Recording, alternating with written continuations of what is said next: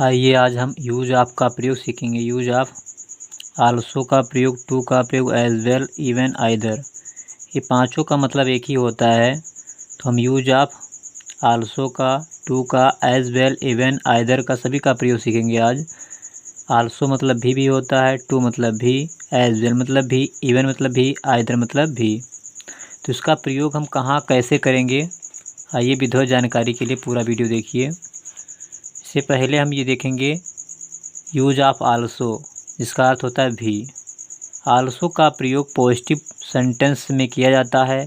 Positive sentence मतलब affirmative sentence.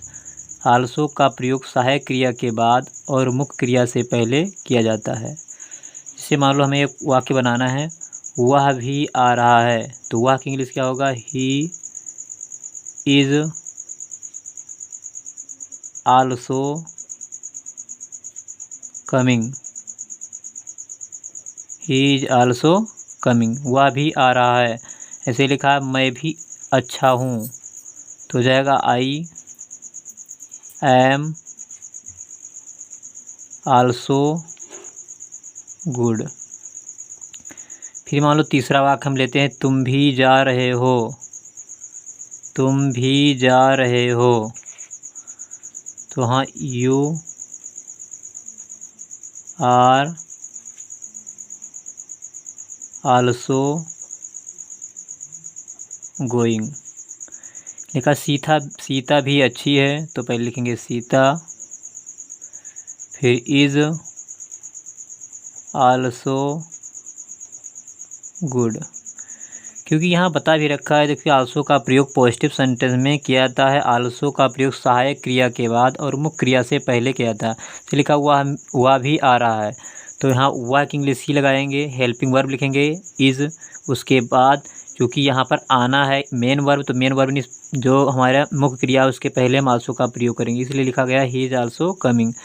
मैं भी अच्छा हूँ, आई एम आल्सो गुड। इसी प्रकार तीसरा वाक्य जो हमने बनाया, तुम भी जा रहे हो, तो यू आर आल्सो गोइंग। चौथा वाक्य, सीता भी अच्छी है, तो पहले सीता इज़ आल्सो गुड। दूसरा जो हमें यूज पढ़ना है, use of too, TOO, too मतलब होता है भी, टू मतलब भी। तो टू का प्रयोग सिर्फ पॉजिटिव सेंटेंस में किया जाता है। टू का प्रयोग वाक्य के अंत में होता है। बस ये ध्यान रखना है कि टू का जो प्रयोग होता है वो वाक्य के अंत में होता है। जैसे यहाँ एग्जांपल है, वह भी आ रहा है, सेम वही सेंटेंस है, बस बनाने का तरीका अलग अलग है। He is coming, he is coming too. यहाँ पर जो टू का प्रयोग है वाक्य के अंत में करेंगे। बाकी सब सेम सेंटेंस हमने एग्जांपल एक ही तरीके से लिया है। वह भी आ रहा है, तो ही इज़ कमिंग टू। मैं भी अच्छा हूँ, तो यहाँ लिखेंगे I am good too, TOO too. तो इसका अर्थ होगा मैं भी अच्छा हूँ, वह भी आ रहा है। वाक्य हमने सेम लिया है, बस बनाने का तरीका अलग अलग है। यहाँ पर जो टू का प्रयोग करेंगे, he is coming too, last में टू का प्रयोग होगा। मैं भी अच्छा हूँ, आई एम गुड टू। बहुत अच्छे वाक्य हैं। इसी प्रकार हम देखेंगे तीसरा जो यूज है, use of as well. As well का अर्थ भी होता है भी। इसका भी प्रयोग यानी एज वेल का प्रयोग पॉजिटिव सेंटेंस यानी अफर्मेटिव सेंटेंस में किया जाता है, तथा इसका भी प्रयोग वाक्य के अंत में होता है। जैसे यहाँ भी टू का प्रयोग वाक्य के अंत में होता है, ऐसे यहाँ भी इसका प्रयोग हम लास्ट में करेंगे। तो लिखा हुआ भी आ रहा है, तो यहाँ होगा ही इज़ कमिंग, और लास्ट में क्या लगाएंगे, एज वेल, फुल स्टॉप। लिखा मैं भी अच्छा हूँ, तो यहाँ भी सेम ऐसे बनेगा, I am good as well.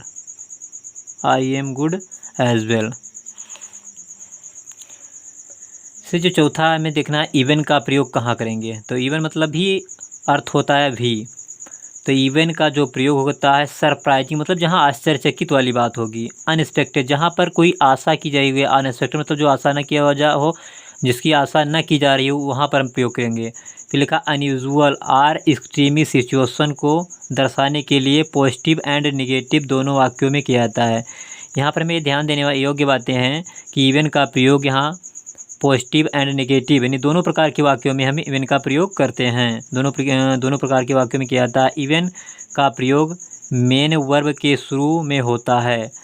यहाँ पर जो हमें देखना है कि इवन का प्रयोग कहाँ पर करेंगे।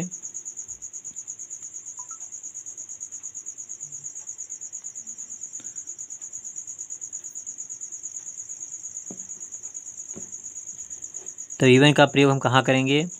तो इवन का प्रयोग सरप्राइजिंग, अनएक्सपेक्टेड, अनयूजुअल और एक्सट्रीम सिचुएशन को दर्शाने के लिए पॉजिटिव तथा नेगेटिव दोनों वाक्यों में किया जाता है। इवन का प्रयोग मेन वर्ब के शुरू में होता है। कहाँ पे होता है। मेन वर्ब के शुरू में होता है। जैसे लिखा है वह हिंदी में फेल हो गया, वह हिंदी में भी फेल हो गया, तो हो जाएगा he even failed, he even failed in Hindi. क्या होगा। He even failed in Hindi, वह हिंदी में फेल हो गया। देखो इसकी आसानी की, इसको वह हिंदी में भी फेल, यहाँ आश्चर्यचकित होने वाली बात है। इसलिए क्या करेंगे हम प्रयोग, इवन का प्रयोग करेंगे यहाँ पर। ही इवन फेल्ड इन हिंदी, वह हिंदी में भी फेल हो गया। फिर लिखा उसके पास एक पैसा भी नहीं है, उसके पास एक पैसा भी नहीं है, तो हो जाएगा he did not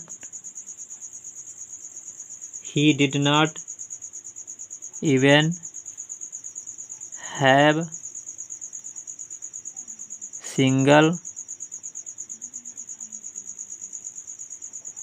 Penney. Penny मतलब होता है पैसा। तो उसके पास एक पैसा भी नहीं था। ही did not even have single Penney, he did not even have single पेनी, उसके पास एक पैसा भी नहीं था।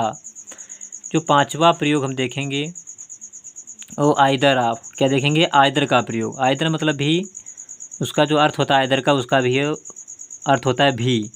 तो आइदर का प्रयोग निगेटिव और इंट्रोगेटिव दोनों वाक्यों में किया जा सकता है। यहाँ पर जो हम आइदर का प्रयोग देखेंगे कि दोनों सेंटेंस में होगा, यानी निगेटिव और इंट्रोगेटिव दोनों प्रकार के वाक्यों में किया जा सकता है। जैसे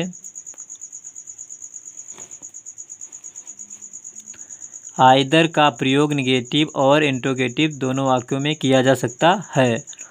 इंट्रोगेटिव सेंटेंस में सिर्फ आइदर का ही प्रयोग होता है। हमें एक ही ध्यान देने बात है यहाँ पर कि जो इंट्रोगेटिव सेंटेंस में सिर्फ आइदर का प्रयोग ही होता है। जहाँ पर इंट्रोगेटिव सेंटेंस होगा वहाँ केवल आइदर का प्रयोग ही करेंगे। Also, too, as well, even, इन सब का इंट्रोगेटिव सेंटेंस में प्रयोग नहीं होता है। इन सब का प्रयोग इंट्रोगेटिव सेंटेंस में नहीं होता है।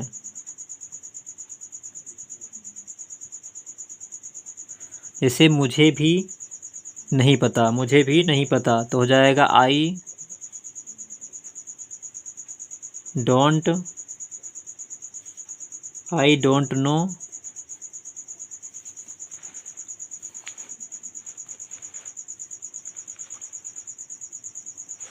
मुझे भी नहीं पता, तो हो जाएगा I don't know either, I don't know either. यहाँ लिखा क्या तुम्हारे पास साइकिल भी नहीं थी, क्या तुम्हारे पास साइकिल भी नहीं थी, तो क्या तुम्हारे पास साइकिल भी नहीं थी। यहाँ लिखेंगे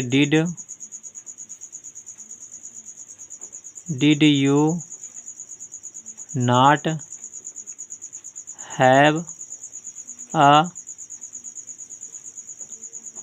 बाइसिकल इवन, आइदर होगा, आइदर क्या होगा। क्या तुम्हारे पास साइकिल भी नहीं थी, तो क्या बनाएंगे did you not have a bicycle either, क्या तुम्हारे पास साइकिल भी नहीं थी। तो इस तरीके से हम लोगों ने क्या सीखा, नहीं आल्सो का प्रयोग कहाँ पर करेंगे, टू का प्रयोग कहाँ पे करेंगे, और एज वेल का प्रयोग कहाँ पर करेंगे, इवन का प्रयोग कहाँ पर करना है, आइदर का प्रयोग कहाँ करना है। इस पांचों का अर्थ आल्सो मतलब भी, टू मतलब भी, एज वेल मतलब भी, इवन मतलब भी, आइदर मतलब भी। तो पूरा वीडियो देखें और शेयर करें तथा लाइक करें। धन्यवाद।